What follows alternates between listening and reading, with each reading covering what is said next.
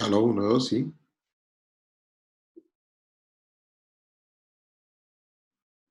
Bueno,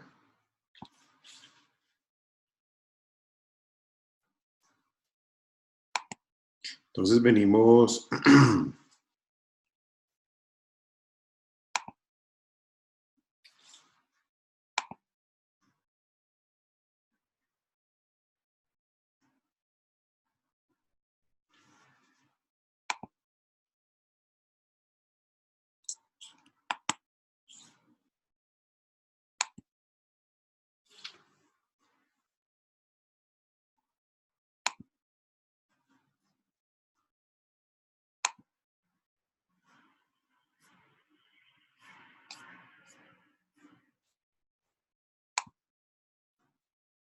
Buenas noches, ¿cómo están? ¿Están bien el sonido, Jorge Fernando, Stephanie? Tenemos 4 participantes. Listo, perfecto. Bueno, buenas noches. Vamos a iniciar con este encuentro sincrónico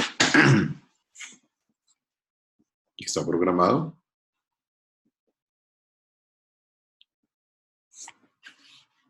Vamos a profundizar sobre los temas que venimos trabajando en los textos guía. Entonces yo voy a compartirles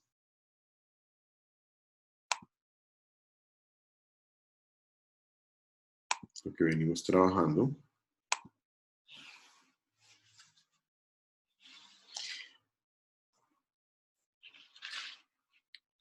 Y estamos adelantando todo ese texto guía del momento 2.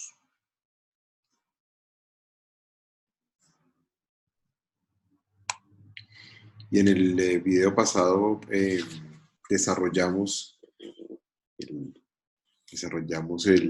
a profundidad un poco la historia económica de Colombia. Quisiera saber, pues, primero que todo, para iniciar la charla, cómo vienen trabajando ustedes ya ese desarrollo del texto guía.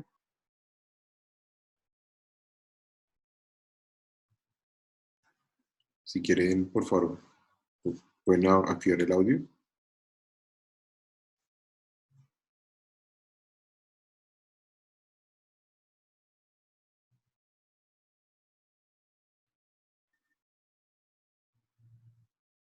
Ok.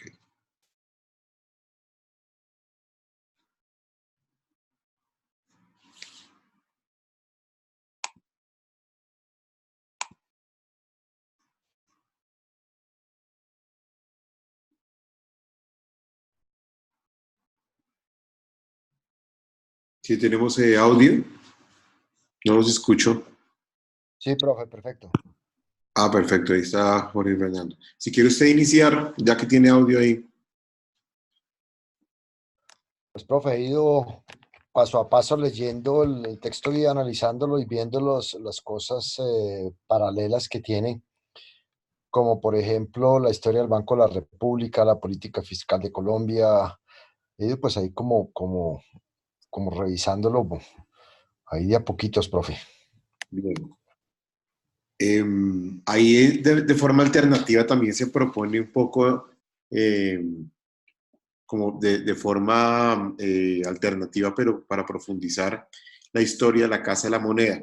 No sé si te han tenido oportunidad de investigar un poco sobre eso. No, no, La profe, eso sí Casa no de la lo he visto. Moneda, donde está ubicado hoy en día, es el primer lugar donde se empiezan a acuñar, hoy en día Museo Casa de la Moneda, donde se empezaron a acuñar las primeras monedas en metálico en el territorio de la Nueva Granada y luego de la Gran Colombia y luego de Colombia. Se empezaron a acuñar esas monedas. Eh, Luego, pues en el 78, 1978, se traslada a la Casa de la Moneda de Ibagué y ahí se empiezan a hacer las monedas desde 1978 en adelante, pero antes sí funcionaba en donde está hoy, que es cerca a la Plaza de Bolívar en Bogotá, cerca de hecho, muy cerca a la Biblioteca Luis Ángel Arango, cuando tengan oportunidad, pero pueden encontrar en material bibliográfico y en las bases de datos también enlaces a videos de visita a la Casa de la Moneda. Pero entonces ahí lo interesante es cómo empieza a acuñarse la moneda, a emitirse metálico en un lugar centralizado, y cómo eso está enlazado también con la historia del Banco de la República.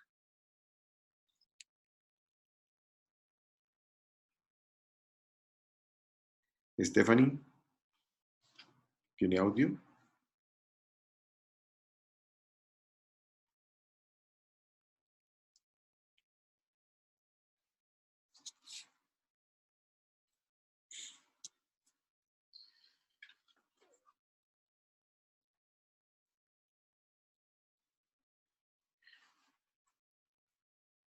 Sí, y Jorge Fernando. Señor, Bien, entonces la idea es también aprovechar para empezar a profundizar en cómo se va desarrollando esa historia económica colombiana, pero qué está pasando alrededor del mundo mientras eso sucede. Lo que veíamos de las guerras mundiales y el periodo entre guerras.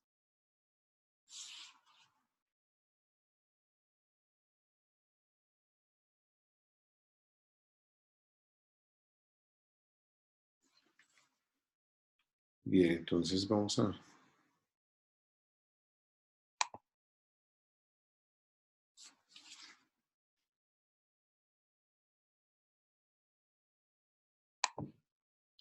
Estamos revisando nuestro texto guía.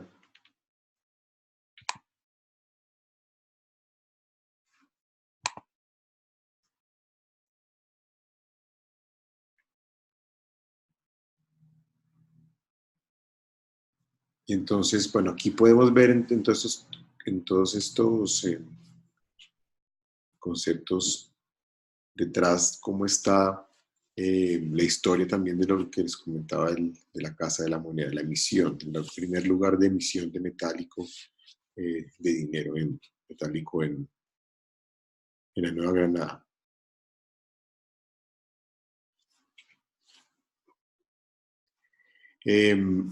Cuando hablamos de la independencia, recuerden que hablábamos también del primer préstamo, porque en el encuentro sincrónico pasado y en algunos videos,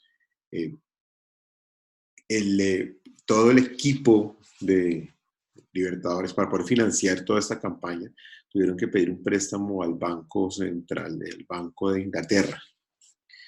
Esa fue la primera deuda externa. Y se vino a pagar muchos años después. Empezamos a quedar mal con la deuda desde esa época, y bueno, los compromisos con el sector externo fueron bien importantes, pero igual empezamos con una dinámica de préstamos y de subvenciones también, de cooperación internacional, y a funcionar con dinero dinero proveniente de otros estados por diferentes motivos. Así mismo se ha desarrollado en todo el periodo. Hemos visto aquí en detalle a detalle o la historia económica de Colombia y la dependencia por el café, cómo se expande, cómo empezamos a vivir las bonanzas y las crisis de esos sectores. Hemos tenido bonanzas de café, crisis de café igual, bonanzas petroleras y crisis petroleras. Todo dependiendo pues mucho de las reservas probadas que tenemos y de lo que podemos mostrar que podemos explotar, que eso nos posiciona, pero también dependemos de los precios internacionales. El barril de petróleo llegó a estar a $100 por barril de Brent y cayó a 30, 40, subió hasta 60, pero tuvo una caída y eso afectó directamente los ingresos del país por cuenta del petróleo. El petróleo es básicamente en un gran porcentaje un monopolio del Estado. Mientras que el café, pues también pues ya se está diversificando, ya se está moviendo más hacia la producción, hacia la pequeña producción, la producción directa entre el pequeño agricultor y su sitio de comercialización, café gourmet que participan en concursos, cafés especiales, ya no necesariamente a través de la Federación Nacional de Cafeteros. Empezamos a tener, a pesar de tener un potencial, y eso es para que ustedes lo profundicen en este punto, y aquí estamos hablando de Honda y de Bogotá, el puerto de Honda, que siempre lo mencionamos.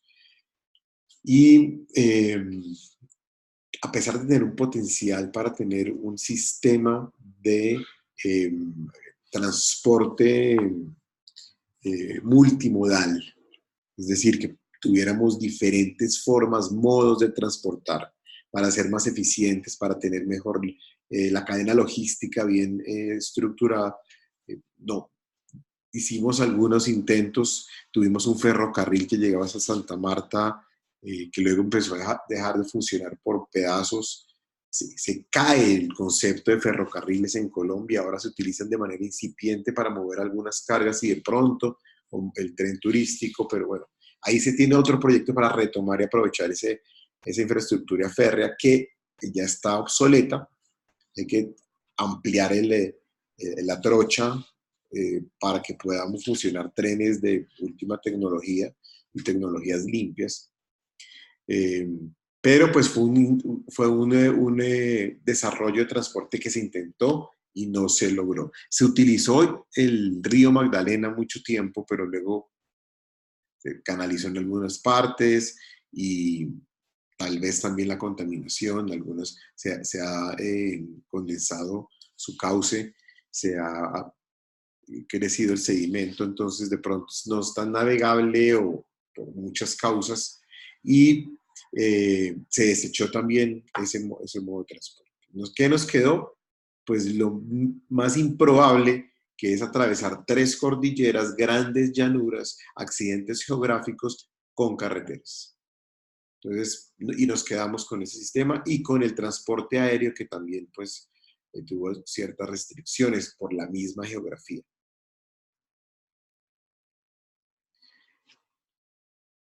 Para lograr todo ese desarrollo de infraestructura y además los puertos, importante porque por mar nos llega mucho de lo que consumimos y sale mucho de lo que producimos hoy en día.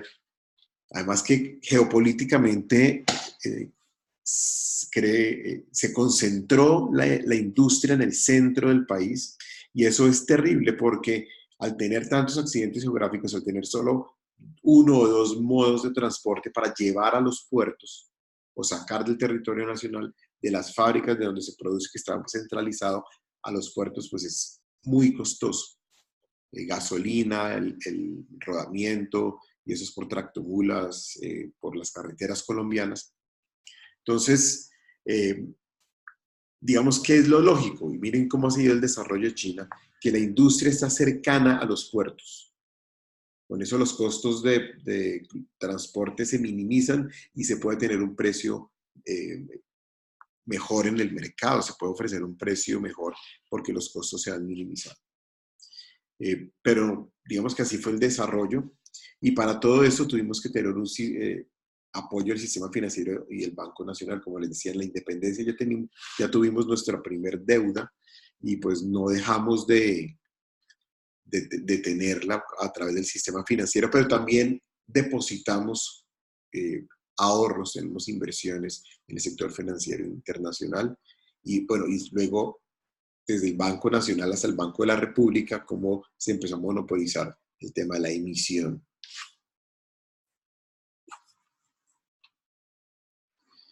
Un tema interesante para discutir es la regulación monetaria. Yo estoy preparando, ya les voy a compartir una lectura por el foro para motivarlos para que entren al foro la próxima semana, que es bien interesante que continúen con sus estudios a profundizar. En el foro vamos a encontrar una lectura bien interesante acerca de este concepto de la regulación monetaria. Ustedes lo van a ver más adelante en algunas clases de política económica, pero básicamente es cómo el Estado empieza a tener control del dinero. El dinero va cambiando, va transformando su valor en el tiempo. Hay diferentes teorías de cómo ese dinero va transformando, ya sea aumentando o disminuyendo su valor en el tiempo. Se va agotando o se va valorizando, desde donde se quiera ver. Pero digamos que en teoría el dinero sí cambia su valor en el tiempo y hay que mantener unos cambios constantes, regulados, para que no afecten el ingreso de las familias y por tanto no afecten el consumo. Y al afectar el consumo, afectan la producción y se genera un círculo que frena la economía. Entonces, por eso, desde el punto de vista de la centralización de la emisión y de la política monetaria por parte de un banco central, como ya lo vimos, es un ente independiente, pero hace parte del Estado, no el gobierno, depende del gobierno. Y toma decisiones técnicas. ¿Para qué? Para encargarse de la regulación monetaria. Los invito a que busquen en la Constitución Política de Colombia. Ahí en la Constitución está nombrado y en funciones, y el objetivo constitucional del Banco de la República es pura regulación monetaria. ¿Cómo lo hacen? La política monetaria también tiene una gran influencia en la política cambiaria, que es la relación del valor de nuestra moneda local con una moneda de referencia, que para la mayoría de los casos es el dólar. También, junto con el gobierno, el Ministerio de Hacienda, se toman decisiones de política fiscal o de política comercial, política cambiaria, junto con el Banco de la República, es el ente técnico. Pero para Profe, Señor. Profe, una pregunta de pura curiosidad. ¿Sigue siendo el Banco de la República poseedor del oro que soporta el valor del dinero circulante, profe? Qué buena pregunta, qué buena pregunta. Porque hablamos de la Casa de la Moneda y qué se hacía en la Casa de la Moneda, se emitía el metálico, pero es importante que entendamos un poco y vayamos a la historia del dinero para entender qué es lo que sucede con la representación de oro en pesos. Y tiene que ver con la historia de la banca, que por ahí en algunas lecturas ustedes pudieron profundizar sobre eso. El valor es esa relación que existe entre el sujeto y el objeto. Uno le da un valor a algo en la medida en que puede satisfacer una necesidad de manera más rápida y tiene además una combinación, es una valoración ante los demás, es decir, ante el mercado, que se traduce en una unidad monetaria y aparece ahí el precio. Entonces, el precio es una medida del valor de uso y de cambio del objeto para satisfacer la necesidad. Entonces, luego viene el precio, que afecta, el precio afecta la valoración que tiene en el mercado, porque estimula o desestimula a los consumidores a adquirir esos bienes. Entonces, cuando se empieza a emitir dinero, que es una representación, o sea, se empieza a utilizar dinero, que es una representación de riqueza, ya sabemos que empezaron a acumularse monedas de plata y de oro, pero no se podían transportar, no eran de fácil transportabilidad. Entonces los comerciantes lo que hacían era viajar con unos papeles que representaban un oro y una plata que tenían guardados en un depósito con otro comerciante que se encargaba de eso y inicia la banca. Entonces van con ese papel donde otro comerciante que es amigo donde está el oro, y con ese papel pueden adquirir o cambiarlo por oro, y así se movía el comercio en los primeros tiempos. Pero luego ya el oro, la emisión, la población crece, se empieza a emitir más con respaldo de oro, y por eso pues era tan importante acumularlo, pero ya no había dónde acumular. Y además, teníamos la restricción del lugar donde acumularlo, y la emisión empezó a ser también influenciada por los ingresos futuros de la sociedad. Como estamos en un crecimiento, pues con diferentes ciclos, con subidas y bajadas, pero constante y creciente, entonces esperaban que los ingresos se los podíamos traer en el tiempo y para eso se necesitaba emisión y las economías crecían, se necesitaba emitir más dinero, entonces se cambia el patrón oro. Y ya no se respalda la emisión en metálico, aunque los gobiernos tienen sus reservas, pero también por eso es que hablaba del sector financiero internacional, tenemos inversiones en el sector externo, vemos que con toda la riqueza, en todo el sentido de la palabra, del país es que se respalda la emisión.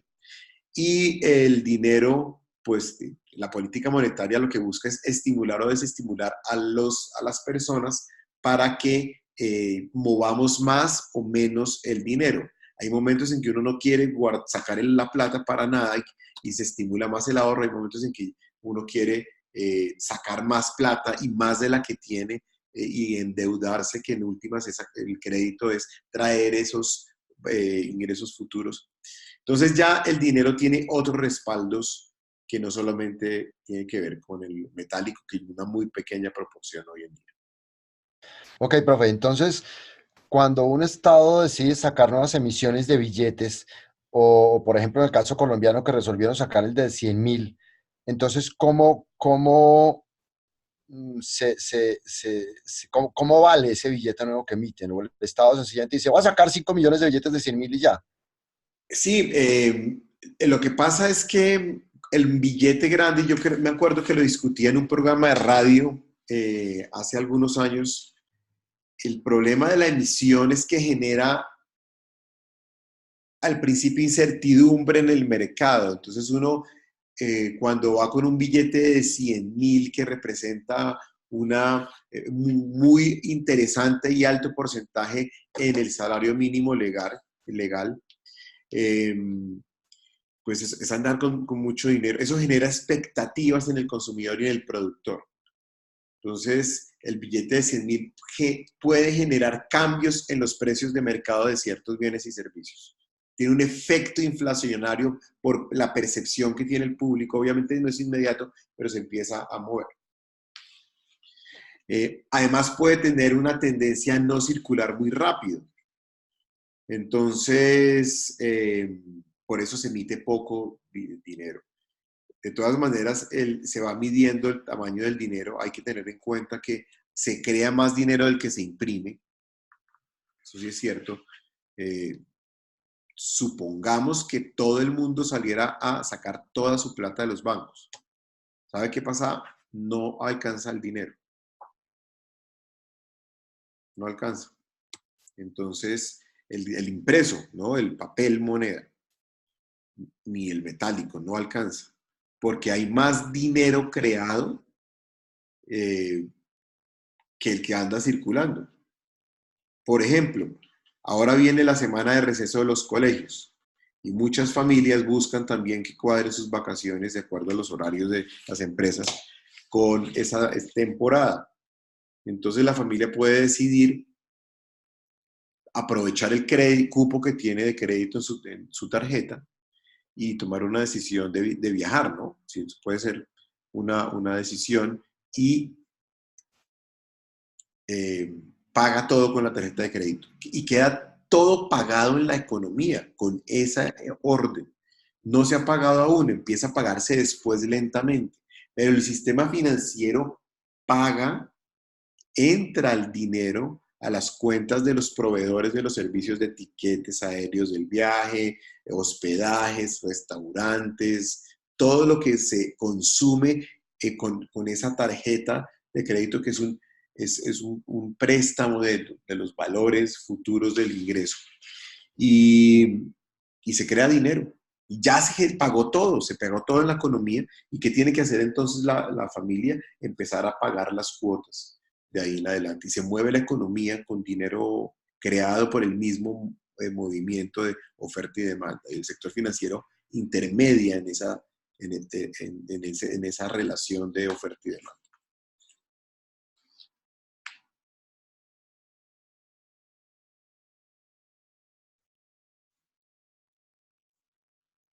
Hoy estamos pocos, ¿no? ¿Cuántos somos? Cuatro, ¿por qué cuatro? Tres, profe, porque el que cuenta cuatro con usted. Ah, ok, tres, pero estamos, es que no, solo tengo acá en el chat a Jorge Fernando y a Stephanie Paola.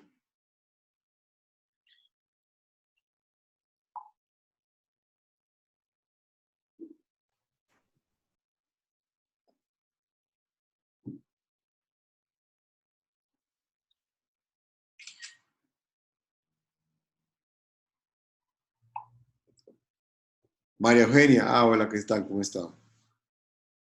Bien, entonces lo que estamos es analizando, yo todavía estoy compartiendo la pantalla, No, profe.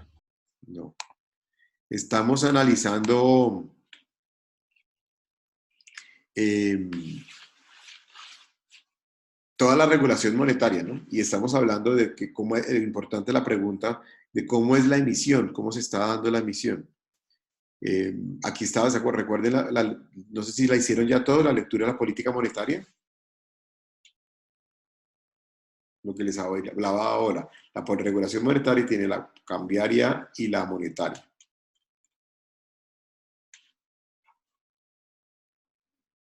Si han tenido oportunidad de leerlo, creo que hay audio para todos.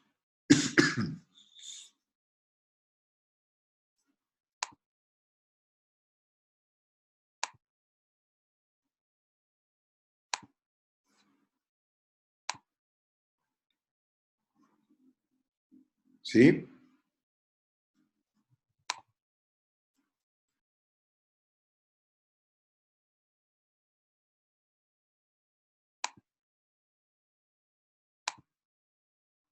Todos tienen audio. No, no, no todos tienen audio. Sí, profecitos, yo tengo audio. María Eugenia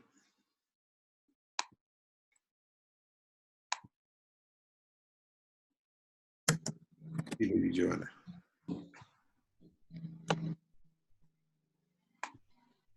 Bien. Entonces, acá estamos profundizando los temas de la texto guía que tienen que ver con De la... pronto, a veces uno pues ve pasar el tiempo y como que le da desespero, es solo como eso, pero o sea, las cosas se han ido dando de una mejor manera, sobre todo, eh, digamos como cuando yo consulté a la fecha, ya es totalmente diferente, o sea, ya es como las cosas más diferentes, sino que uno dice, bueno, las cosas porque de pronto no se han empezado a dar, o de pronto en qué estoy fallando, qué debo hacer, de pronto son como ese tipo de cosas que a veces como que analizo, bueno, ¿qué estará pasando? En cuanto a qué pena, María Eugenia. Sí, aló.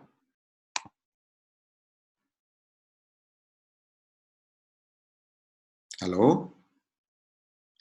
Sí, en cuanto a qué se refería usted lo que ha mejorado, lo que...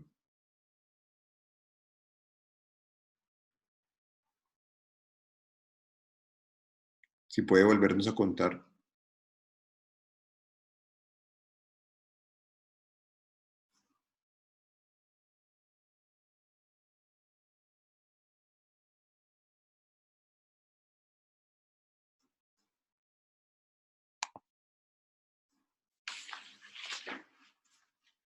Ujú.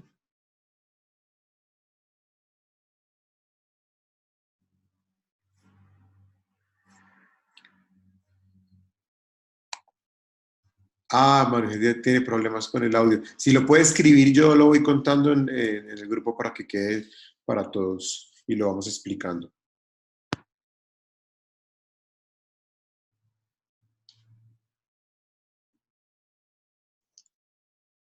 para poder continuar. Así que estábamos hablando de política monetaria y política, bueno, y cambiaria, explicando, profundizando un poco esto.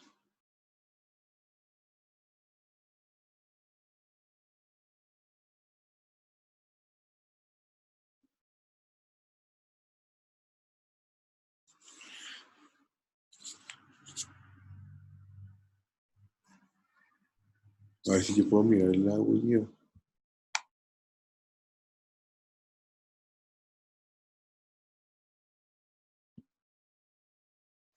Participantes, ¿no? Oye, pues todos tienen, ¿no?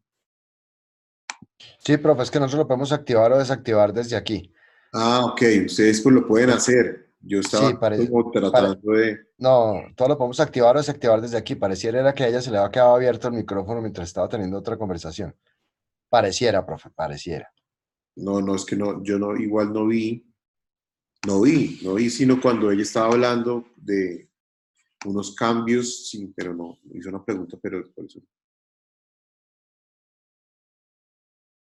Ah, listo, no, María Eugenia, escríbame ahí, estamos hablando de políticas monetarias, muy bien.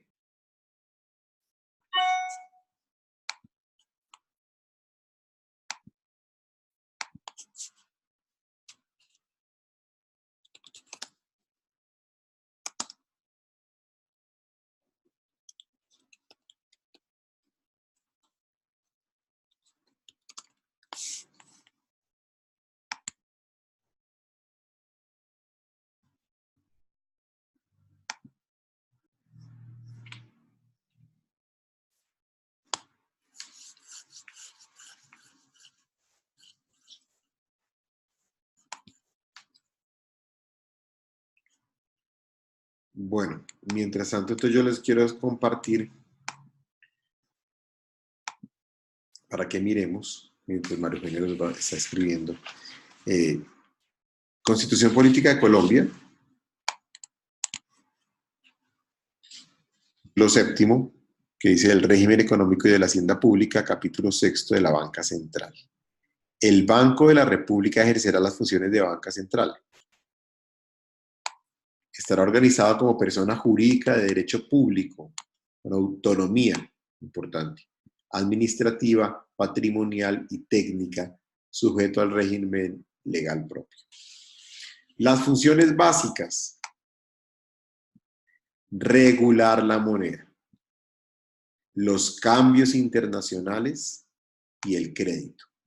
Emitir la moneda legal, administrar las reservas internacionales, ser prestamista de última instancia y banquero de los establecimientos de crédito, banquero de bancos, y servir como agente fiscal del gobierno. Participa dentro de la política fiscal. Todas ellas ejercerán en coordinación con la política económica general. El banco rendirá al Congreso informes sobre la ejecución de las políticas a su cargo y sobre los demás asuntos que se le solicite. Y ahí está, bueno, todo está cómo se conforma, pero está misión constitucional, artículo 371. Entonces ahí se le justifica al Banco Central. Lo que les decía es que en el foro les voy a dejar un ensayo controversial para que pensemos de pronto en qué tal una economía sin Banco Central. Ya la tuvimos al principio. Los bancos privados emitían dinero, tenían esas funciones que están en la Constitución para el Banco de la República, para el Banco Central, pero las tenía la banca privada. Entonces los bancos regionales emitían su dinero, manejaban la política monetaria, pues porque eran los emisores, y pues participaban también como agentes fiscales del gobierno. Entonces, la política monetaria, ¿cómo se desarrolla? Fíjense que una misión constitucional es un agente de crédito, regula el crédito, una de las funciones del Banco de la República. Entonces, lo que hace es, bueno, tiene alternativas. Acuérdense cuando hablamos de fundamentos del pensamiento económico. Y ustedes luego van a ver en pensamiento económico también algo más profundo sobre esto.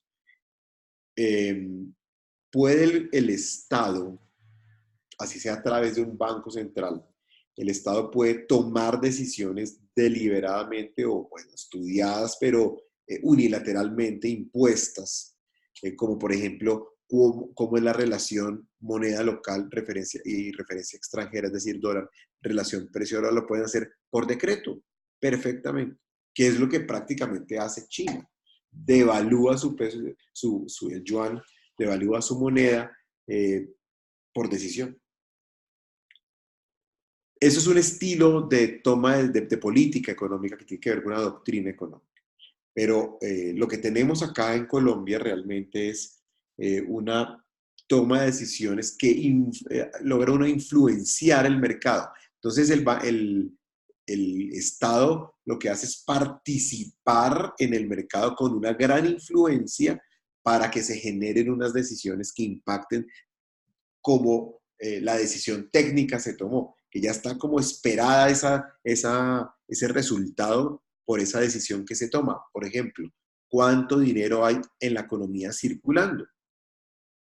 ¿Y cómo lo hace? Pues a través del precio. Recuerden que cualquier mercado, y el dinero también funciona como un mercado, en cualquier mercado todo funciona por oferta y demanda, por cuánto se quiere y cuánto se requiere de dinero en una economía, y eso regula los precios, y el precio del dinero es la tasa de interés. Entonces, el Banco de la República, a través de la tasa de interés, logra influenciar la velocidad, no solo la velocidad, sino la cantidad de dinero que se está moviendo en una economía. ¿Vamos bien? Profe, ¿eso lo maneja a través de las tasas de interés o tiene factores Tasas de adicionales? interés. Únicamente. Bueno, vamos a hablar de la política monetaria, o sea, cómo se afecta el peso. Entonces, si yo necesito que haya mucho dinero en la economía moviéndose, lo que tengo que hacer es estimularlo a través de las tasas de interés. ¿Qué pasa si yo, como Banco Central, bajo las tasas de referencia? Es decir, les digo a los bancos, a los bancos privados, les digo, o al sector financiero, a los establecimientos crediticios, como los llama la Constitución Nacional, les estoy dando una referencia, les digo, yo soy banco de bancos por mención constitucional, y yo les digo, les voy a cobrar menos intereses y les voy a pagar menos intereses también. La tasa de interés cuando baja una doble tasa de interés. Hay una tasa de interés de captación, de cómo el sector financiero a través de esa tasa de interés logra captar dinero. Entonces, cuando la tasa de interés está muy alta, ¿qué va a pasar con la captación? ¿Cierto? Y cuando la tasa de interés está muy baja, ¿qué va a pasar con la captación? Pero también con la colocación de dinero. ¿Cómo cobra? ¿A qué tasa de interés cobra los créditos para poner dinero en la economía? Lo que les contaba el ejemplo de la familia que se va a vacaciones con un cupo de una tarjeta de crédito. Se está poniendo dinero en la economía a una tasa de interés. Profe, pero ¿cómo cruza eso con el valor del dólar? Por ejemplo, ahora que está No, pero reventado. eso es una cosa que es la política monetaria. La política cambiaria si es cuánto el dólar relacionado con el peso, pues también tiene una variación respecto a su precio de acuerdo al número de dólares que haya en la economía y a cuántos dólares se requieran en la economía. Si se requieren muchos dólares y hay pocos dólares en la economía, el precio tiende a subir, el precio del dólar. Es decir, el dólar se valoriza y el peso se devalúa. Pero si afecta las tasas de interés, el dólar también se mueve, ¿o no? No, no necesariamente. Depende, pero es que en Colombia no tenemos operaciones en dólar. Entonces la tasa de interés afecta los movimientos del peso porque son las tasas que afectan la moneda local. El dólar es afectado por variaciones en la tasa de interés, pero de su banco emisor, es decir, de la Federal Reserve de los Estados Unidos de Norteamérica, que son los que emiten el dólar. Y sí, cuando cambian sus tasas de interés, pues se afecta también el valor del dólar y la relación que se tiene con, con otras monedas, por ejemplo, con el peso. Otra cosa que afecta al dólar también es el precio de bienes que se mueven con muchos dólares. Y adivinen qué bien se mueve con muchos dólares.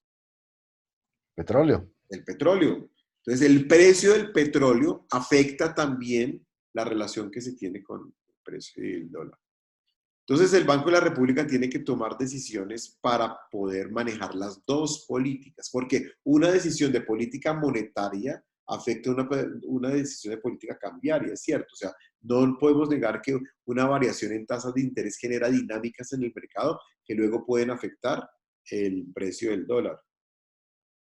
Pero generalmente el precio del dólar se ve afectado por razones más externas que internas. Ahora, ¿qué pasa? Hablando de emisión de dinero. Producir peso colombiano es costoso.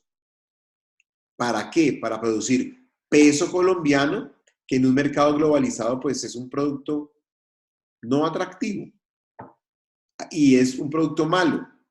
Entonces se devaloriza, no tiene buena circulación, entonces no, como bien no funciona. Pensemos ahora una fábrica de ese bien, que es la Federal Reserve. Produce un bien que no es tan costoso, es mucho más económico, digamos en términos per cápita marginales, porque es una emisión en volumen, pero con el análisis precio-beneficio sí nos da que es mucho más económico producirlos, y su valorización en el mercado, su atracción del mercado es casi que total. Un gran porcentaje del comercio internacional, más del 90%, para que lo investiguen. Organización Mundial del Comercio, ¿qué datos? ¿Cuántos dólares se mueven al año en una economía mundial globalizada? Entonces, ¿por qué no viene otro debate, otro análisis? ¿Por qué no dolarizar nuestra economía? Y nos eliminamos un costo grandísimo que es el de emisión y el de administración de la política monetaria, y lo que hacemos es seguir funcionando, pero dependemos es de la política monetaria de otro emisor de dinero, en este caso el dólar, en este caso de la Federal Reserve, como lo hizo Ecuador. Investiguemos qué pasó con Ecuador y la dolarización. Profe, pero entonces cuando una economía como la de Venezuela ahorita y la de Argentina, que en su momento, perdóneme la expresión, reventaron su dinero y que les tocó cambiarlo, y ahora lo que llaman el bolívar grande, el bolívar gigante, el bolívar no sé qué nombres que usan, Bolívar fuerte. el bolívar fuerte, exacto. Entonces ahí, en ese caso, ¿no sería mejor entonces lo que usted dice de la dolarización? Porque eso significaría, uno ignorante en el tema, pues que el bolívar ya no vale un centavo, que en ese caso pues el dinero argentino llegó a no valer absolutamente nada, y se inventaron otra fórmula para sacar otra emisión de billetes de otra característica, pero la economía igual sigue reventada. Eso se da por hiperinflaciones, que es un fenómeno. La inflación, como ustedes lo pudieron ver en su texto guía, es el crecimiento paulatino de los precios. Es normal que los precios aumenten porque de esa manera también los beneficios aumentan para las empresas, los salarios aumentan, aumenta el ingreso de las familias y a eso se le llama el crecimiento económico. Pero no es bueno que crezcan más rápido, mucho más rápido, exponencialmente más rápido, mientras el otro es algebraico, logarítmico, más rápido que el ingreso de las familias. Porque entonces, ¿qué pasa? Hoy con 10.000 pesos puedo transportarme y alimentarme en un día en una ciudad como Bogotá, ¿sí? O también en cualquier ciudad intermedia colombiana, en cualquier región, 10.000 pesos alcanza para transportarse, alimentarse y bueno, para otras cosas. Pero, ¿qué pasa si el precio de esas cosas aumenta más rápido y mis 10.000 pesos ya al otro día no me alcanzan sino para transportarme? A eso se le llama hiperinflación, cuando el crecimiento de los precios es acelerado, más acelerado que el crecimiento de los ingresos. ¿Por qué se detiene el crecimiento de los ingresos? Por recesiones económicas, como por ejemplo que una decisión política haga que se detenga la producción en un país, como en el caso de Venezuela, por decisiones políticas que provienen de decisiones que de alguna manera de democracias que han sido intervenidas pues se detiene la producción, se detiene el ingreso, pero los precios siguen aumentando. Eso son hiperinflaciones. ¿Qué pasa? Una estrategia es, por decreto, cambiar la moneda. Fíjense que hemos sido la economía más estable, nuestra política monetaria juiciosa, tranquila, pegados a la literatura económica, pegados al libro, pues nos ha llevado a, en términos medios, tener una moneda estable.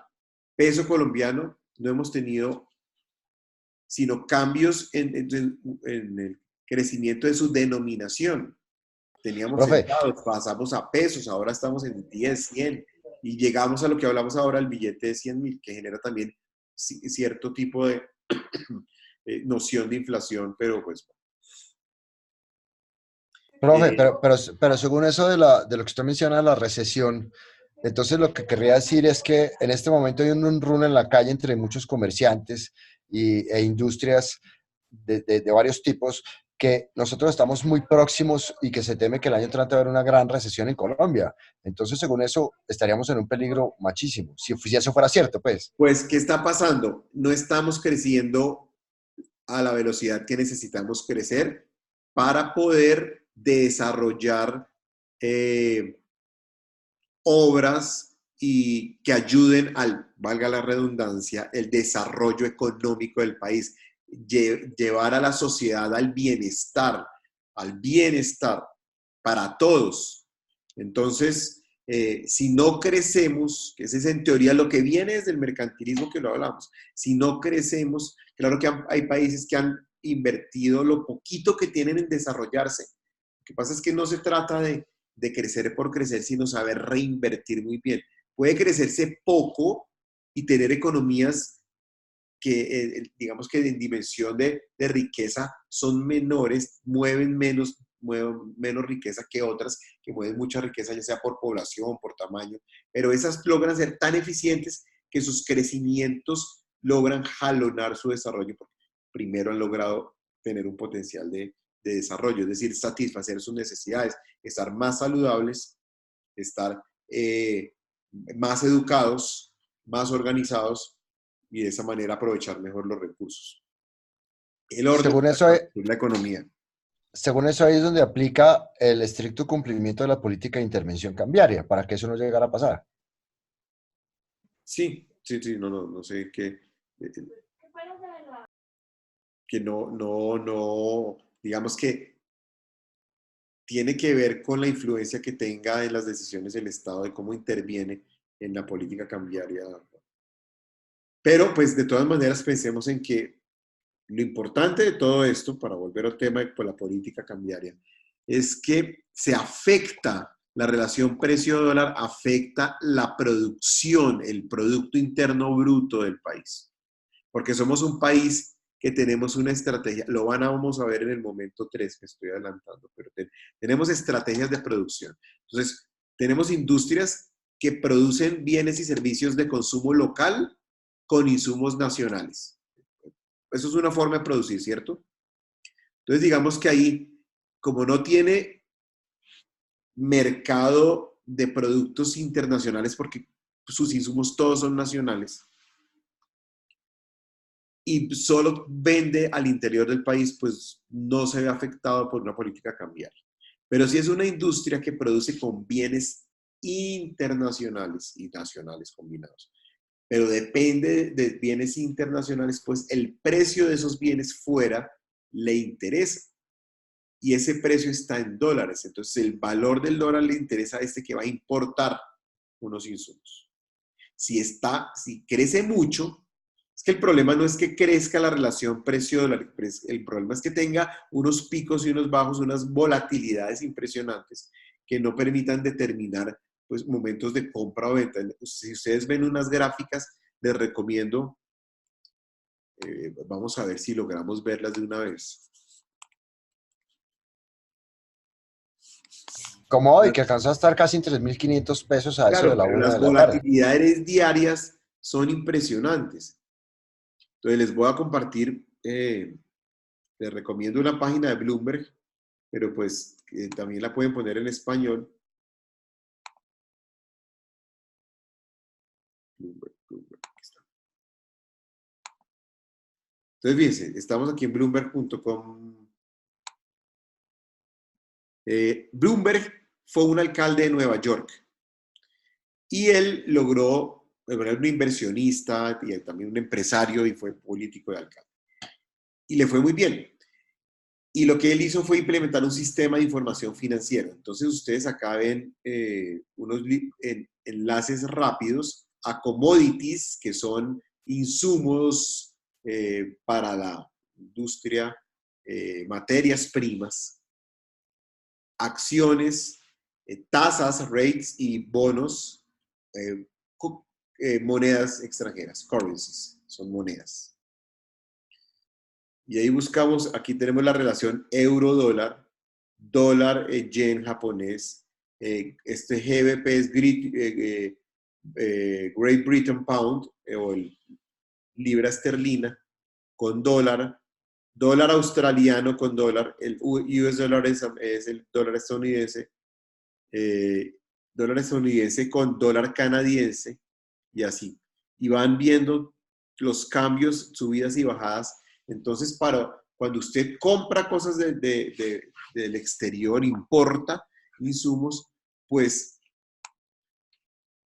le preocupa mucho que se vaya creciendo el precio del dólar, porque si además usted compra crédito, pues compra a 90, a 60 días, y si le dan un precio en dólares, y esos dólares en el mercado interno valen menos pesos, pues usted está perdiendo, porque usted proyectó ingresos a un valor de dólar y el dólar baja, pues cuando usted reciba la plata ya lo proyectó mucho, le toca bajarlo y perdió eso que invirtió, ¿sí? Esa variación la perdió.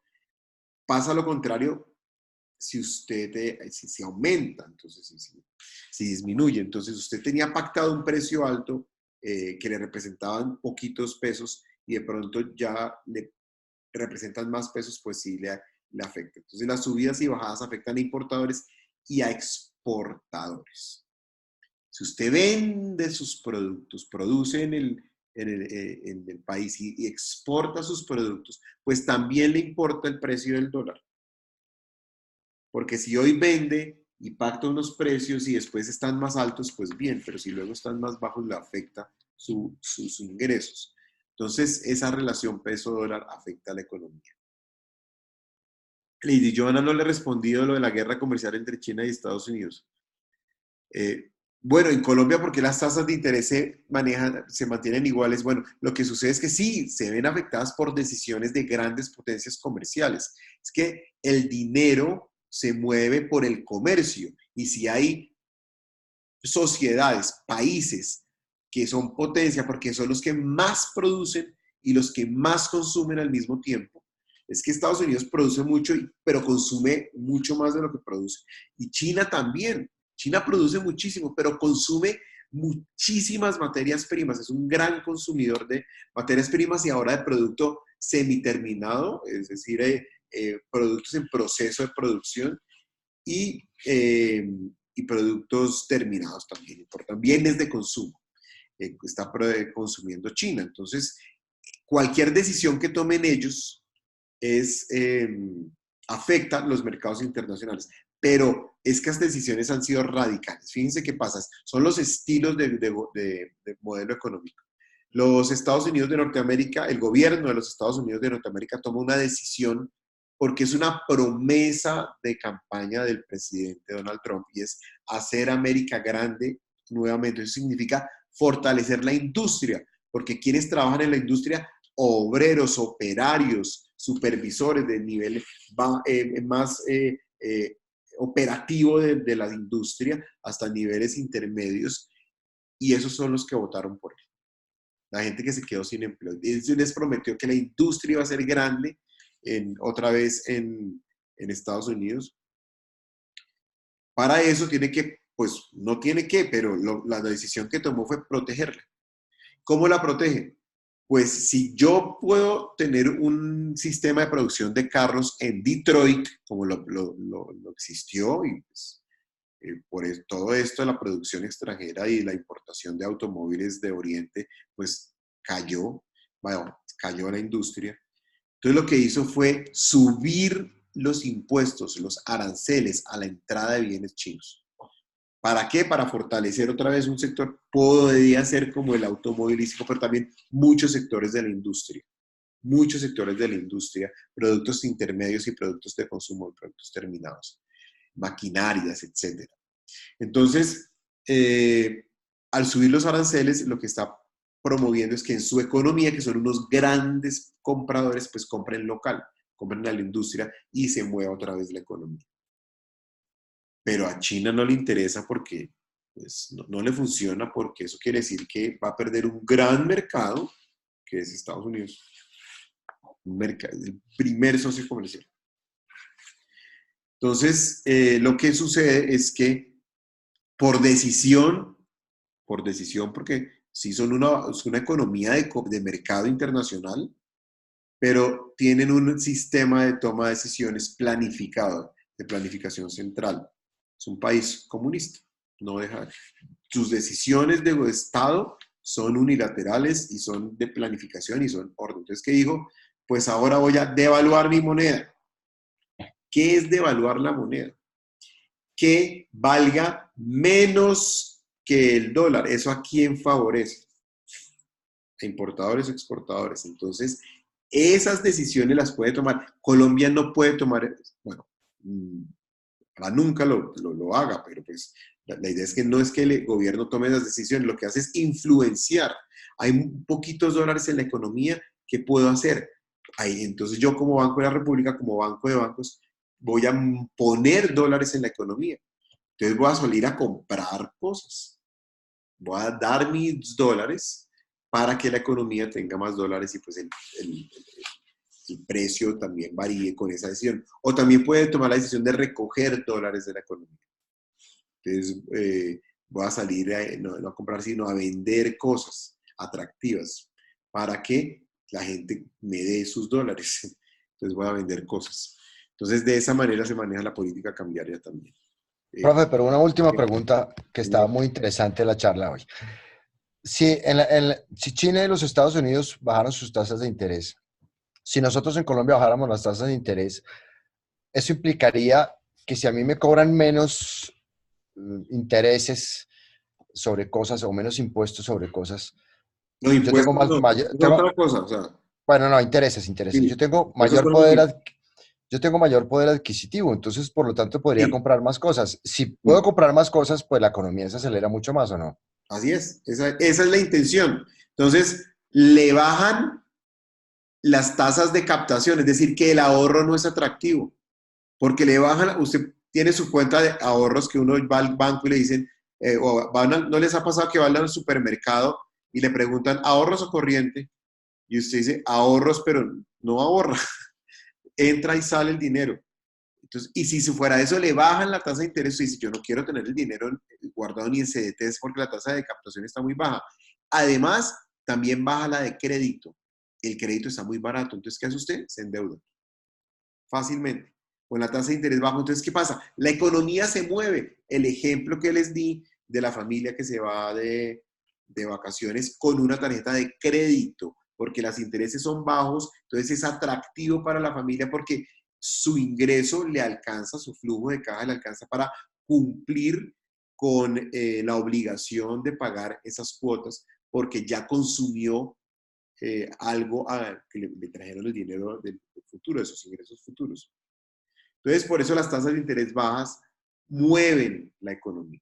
Pero de pronto, si la economía se está moviendo muy rápido, si los precios están aumentando muy rápido, el Banco de la República dice, hey, un momento, voy a subir las tasas de interés. Entonces, ¿qué pasa? El ahorro es más atractivo porque pagan más por el ahorro. Pero el crédito está muy alto, porque en este margen es la intermediación del banco, que es la ganancia del banco. Capta a una tasa de interés y coloca a una tasa de interés mayor, los créditos los cobra más para, además gastos administrativos, pero ahí está también la utilidad del banco. Entonces, cuando hace eso, pues la gente no se quiere endeudar, el consumo se detiene un poco Si el consumo se detiene, pues la producción se detiene y la economía se desacelera. Entonces, de esa manera, pero más o menos si ustedes hablan con directivos, codirectores o codirectores técnicos o directores del Banco de la República, la intención, la decisión que toman, que de hecho se reúnen el último viernes de cada mes a tomar la decisión de subir o bajar o mantener las tasas de interés, eso afecta a la economía en 10 o 15 meses después. Pero lo tienen todo, el efecto eh, digamos, en cadena de todo lo que se genera con esa decisión que toman los viernes al final de mes, el último viernes de cada mes, lo tienen medido, calculado, a precisión, no tanto, a veces tiene afectaciones externas, si es como usted calcula la dirección en un juego de billar, pero, o cualquier viento, movimiento, afecta la dirección y no le llega como usted esperaba. Eso sucede mucho con la política económica en general. Entonces eso también pasa en la política monetaria. Entonces, esas decisiones se toman y se mueve la economía de acuerdo a esos principios, que son tomar decisiones moderadas, muy conservadoras de política económica tenemos. ¿Listo? 6 minutos. ¿Tenemos alguna intervención adicional? No sé si María Eugenia, Lady Joana les quedó claro con lo que acabo de explicar. Estamos profundizando, para eso son los encuentros sincrónicos, para profundizar y dar texto, una charla alternativa también a lo que estamos viendo y desarrollando a través de los textos guía. Bueno, entonces, muy buenas noches. Profe, muchas gracias, Gracias. muchas gracias, Nos muy vemos amable, el buena próximo noche. martes.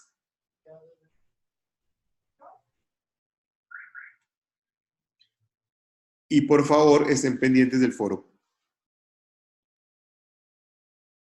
¿Cuándo se habilita el foro, profe? No, está siempre habilitado. Ahí el de pregúntenle al profesor. Ah, ok, ok. Y recuerden, pues, a través de los mensajes vamos viendo cómo van con el desarrollo del momento 2, ya para la entrega. Si tienen preguntas sobre eso.